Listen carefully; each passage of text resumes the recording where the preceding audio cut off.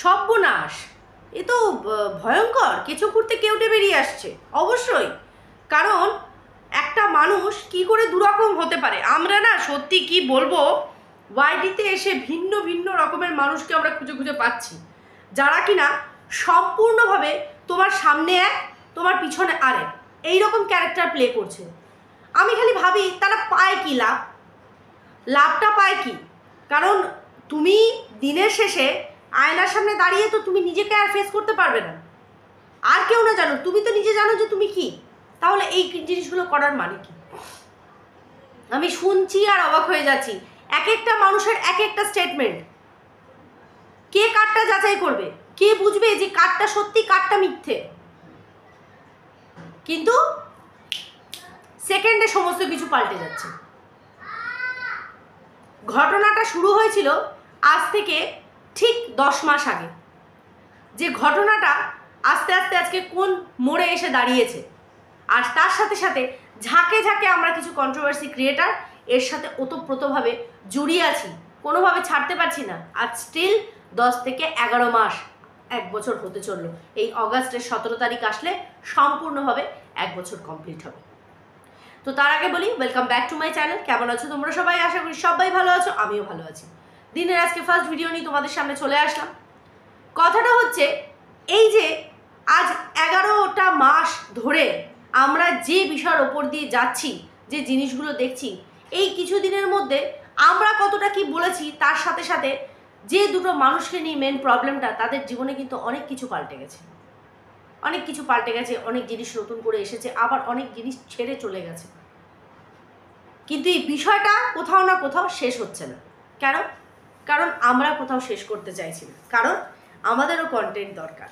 Fact ভাই, বাস্তব যেটা সেটা বাস্তব। আমরাও কোথাও ছেড়ে বেরিয়ে আসতে পারছি না। রোজ নিত্যদিন একটা টুইস্ট বেরিয়ে আসছে, আর এইটাকেই তো বেঁচে আমাদের চলতে হবে। এই যারা গুটি কয়েক মানুষ বলো না যে তোমাদের নিজস্বতা বলে কিছু নেই, নিজস্বতার সঠিক ডেফিনেশনটা তোমাদের কাছে কি হতে পারে? কি হতে পারে? আজকে নিউজ চ্যানেলগুলো যারা খবর সংবাদ মাধ্যমের আমাদের সামনে প্রেজেন্ট করে, তারা কিন্তু কোনো একটা স্পট থেকে সেই খবরটা তুলে আনে, আদারওয়াইজ অন্য কোনো নিউজে সেটা ফোরকাস্ট হচ্ছে সেখান থেকেও তুলে আনে, সেটাকে পাবলিক করে। English channel, Hindi channel, Bengali channel, Marathi, Telugu, Tamil যত আছে সবাই কিন্তু নিজেদের মতন ফোরকাস্ট করে বিষয়টাকে, বাট টপিকটা একই থাকে। We are all same. আমরা কন্ট্রোভার্সি ক্রিয়েটাররা কিন্তু ঠিক সেম জোনে বাস করছি। আমরাও কিন্তু একটা খবর বা একটা টপিক তুলে নিয়ে এসে সেটাকে চুলচেরা বিশ্লেষণ করছি। আর সেটাকে যদি কেউ বলে যে তোমরা পিন্ডি চটকাচ্ছ বা তোমাদের নিজস্ব কোনো কন্টেন্ট নেই, আমি বলবো এই মূর্খের মতন কথাগুলো দয়া করে তোমরা বলো না। কারণ হাসি পায় এই কথাগুলো শুনলে পরে। কেন হাসি পায় বলো তো? বলছি, কারণ তোমরা ভাবো এই যে নিউজ চ্যানেলগুলো যেরকম আমাদের সামনে সমস্ত খবর তুলে ধরছে, আমরা কোনা খাপচির ভেতরকার অনেক খবর জানতে পারছি। তার মধ্যে কিন্তু শুধুমাত্র অ্যাক্সিডেন্টাল, শুধুমাত্র কোনো ইম্পর্টেন্ট ইনফরমেশান, শুধুমাত্র ডাক্তারের কিছু নলেজ, শুধুমাত্র পড়াশোনার বিষয়ে কিছু না, কিন্তু সেখানে ঘরের নোংরামিটাও পর্যন্ত ফোরকাস্ট হচ্ছে না? আমরা দেখছি না? তখন কি আমরা নিউজ চ্যানেলগুলোকে বলি যে আপনাদের কি খেয়ে দিয়ে কোনো কাজ নেই, আপনারা বসে বসে এখানে নোংরামি করছেন, প্রত্যেকের ঘরের খবর এখানে দেশের খবর করে তুলছেন? কারণ এটাই ফ্যাক্ট। আর আমাদের কন্ট্রোভার্সি ক্রিয়েটারদেরও কাজটা সেটাই। আমরাও সেম কাজ করছি। আমরাও খবর জোগাড় করছি, হয় নিজের মাধ্যমে, আদারওয়াইজ অন্য কারোর মাধ্যমে খবর জোগাড় করছি।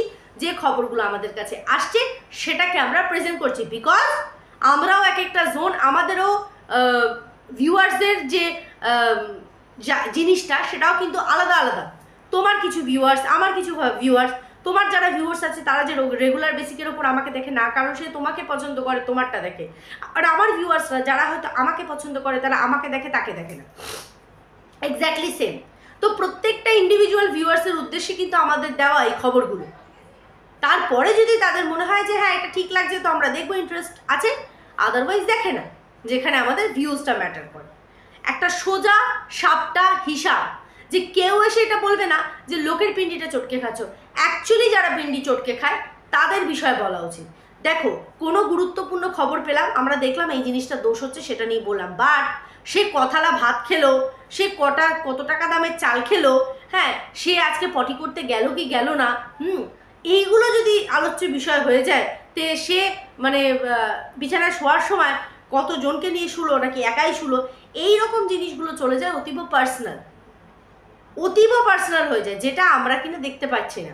আর যেটা দেখতে পাচ্ছি সেটা তো ভাই আমরা ফোরকাস্ট করবই, কিন্তু না দেখা জিনিসগুলো যখন ফোরকাস্ট করে ফেলি সেটা কিন্তু অন্যায়ের খাতায় চলে যায়।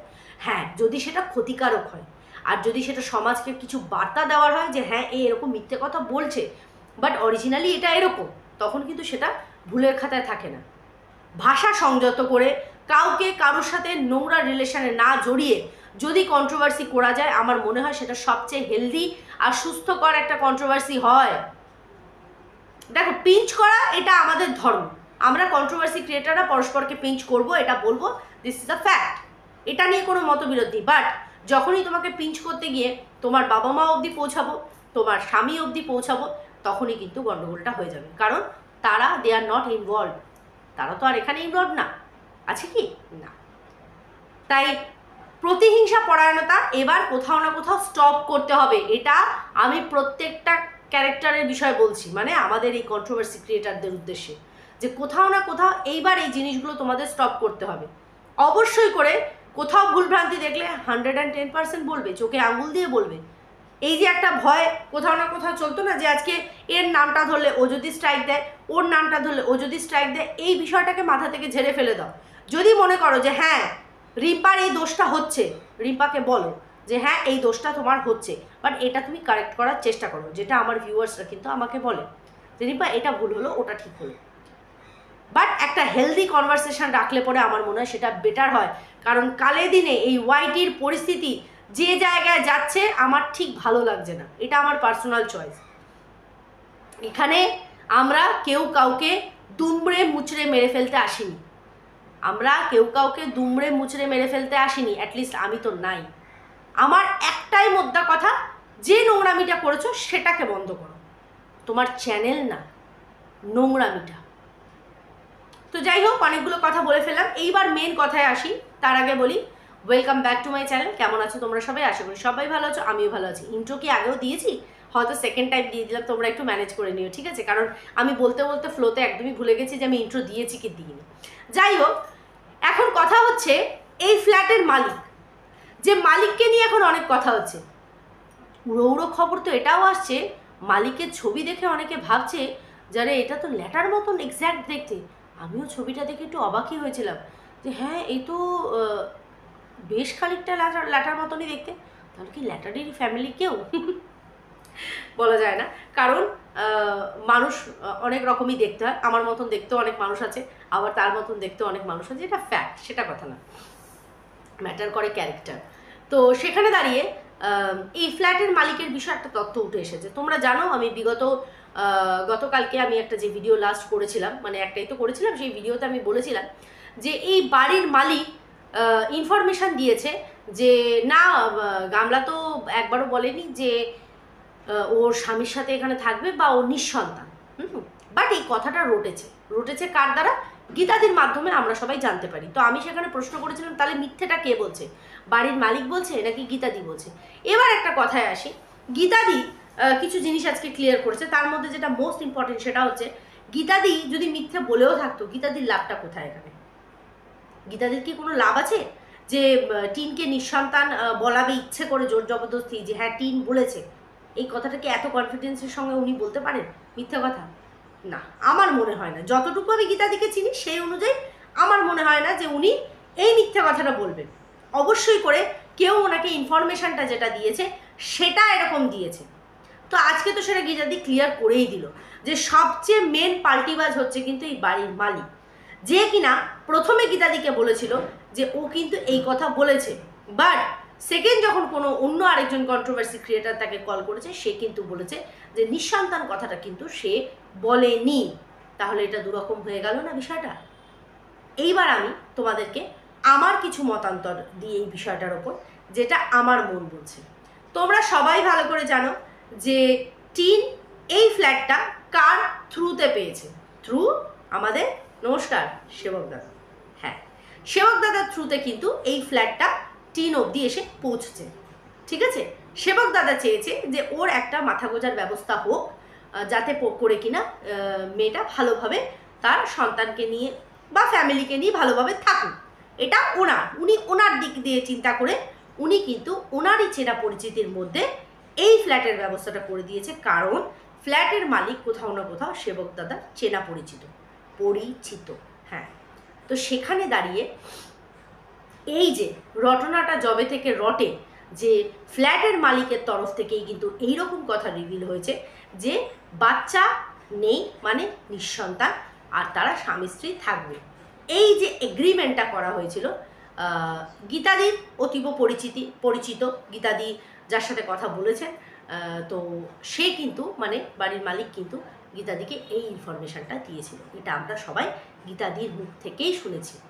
কিন্তু আমার যেটা অনুমান, আমার যেটা অভিমত, যেটা আমার মনে হচ্ছে যে এই জিনিসটা ফোরকাস্ট হওয়ার পর মাঝরাতেই হয়তো এই বাড়ির মালিককে টেনে তোলা হয় ফোনের মাধ্যমে, যে আপনি কি করছেন এগুলো, আপনি কি বলছেন এগুলো, আপনি কেন বলছেন এগুলো, কেন ভেতরের কথা বাইরে রিভিল হলো। এটা আমার অভিমত, সম্পূর্ণ আমার।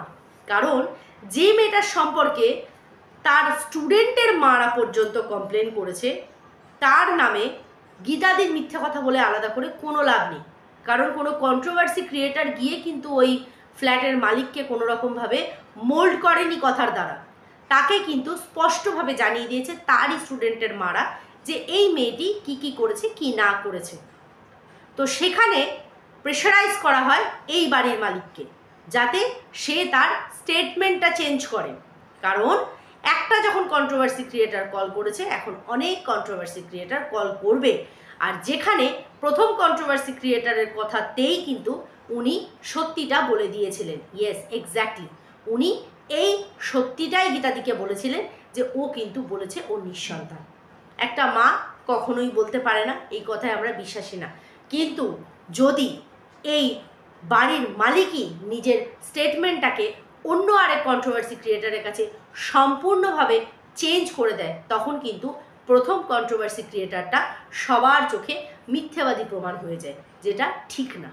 কারণ এখানে কন্ট্রোভার্সি ক্রিয়েটারের দোষ নেই, ইনফরমেশানটা যে দিচ্ছে সে যেভাবে সেটাকে সার্কুলেট করছে আমরা কিন্তু সেটাকে সেইভাবেই ফোরকাস্ট করছি।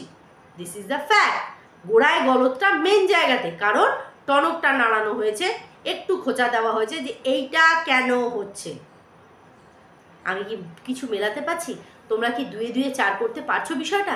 একটু গভীরে ভেবে দেখো যে এই কথাটার সাথে এটা ঠিক না তো, যে রাত দুপুরেও ফোন করে এই ভদ্রলোককে মানে এই সুব্রত সাহাকে কিন্তু বলা হয়েছে যে আপনি আপনার স্টেটমেন্ট চেঞ্জ করুন। আশা করি বোঝাতে পারছি তোমাদের বিষয়টা, যে মেবি এটা হতেও পারে।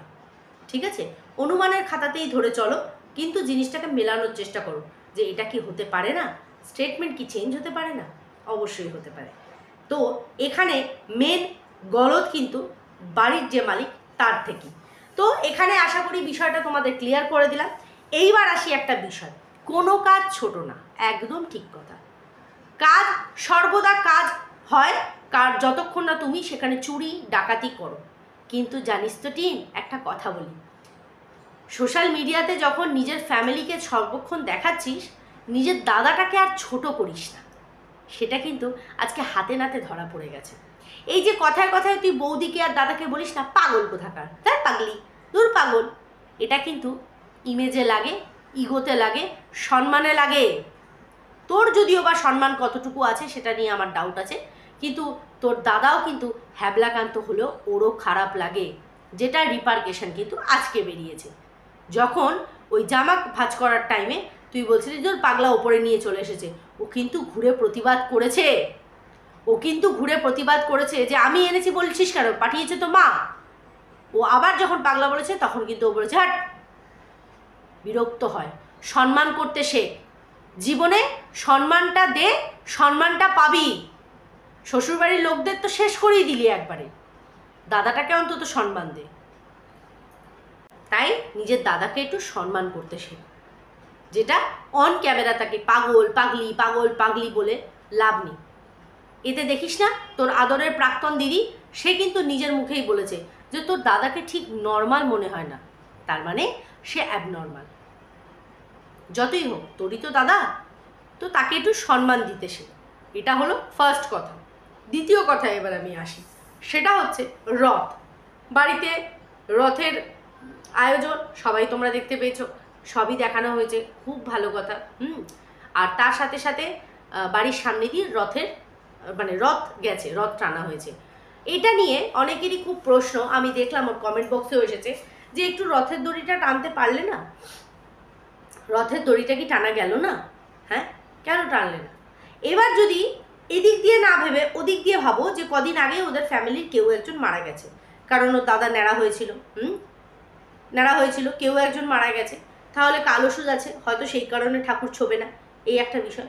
কিন্তু টিন কেন না? কারণ টিনের তো এখনও ডিভোর্স হয়নি, গোত্র চেঞ্জ হয়নি, এখনও পরের বাড়ির বউ, ঠিক আছে, এখনও মানে আইনতভাবে পরের বাড়ির বউ, সে ও টানতেই পারতো রথের চাকাটা। পাপ পুণ্যের বিচার করবো না, টানা ভালো, ঠাকুরের আশীর্বাদ।